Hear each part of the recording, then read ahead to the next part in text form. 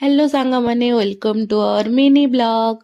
आपण मन तो देखिथिले प्रीवियस ब्लॉग रे आमे माँ रामचंडी दर्शन पई जाइतिलु। दर्शन सारिक आमे जाइतिलु पाखरे थिबा गोटे जगह ता ना तपंग।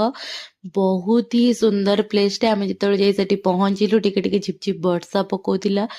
ଆଉ କଣ କହିବି ସାଙ୍ଗମାନେ ଏତେ ବଢିଆ ଭ୍ୟୁ ଥିଲା ନା। ଆ ପାଇଁ କି ଗୋଟେ ଲାଇନ ରହିବ ଯୋଉ ସୁନ୍ଦର ତୃପ୍ତିର ଅବସାଦ ନାହିଁ ଯେତେ ଦେଖିଥିଲେ ଆଖି ନ ପୁରେ। एक्चुअली लाइन टी यही प्लेस ପାଇଁ ବହୁତ ହି ସୁନ୍ଦର ହେଇଥିଲା। ଆମେ ବହୁତ ଏନ୍ଜୟ କଲୁ ଯେହେତୁ ଝିପଝିପ ବର୍ଷା ପକଉଥିଲା। ଗ୍ରୀନ ନେଚର ସହିତ ଗ୍ରୀନ ମାନେ ପାଣିଟା ଆହୁରି ସୁନ୍ଦର ଦେଖାଯାଉଥିଲା।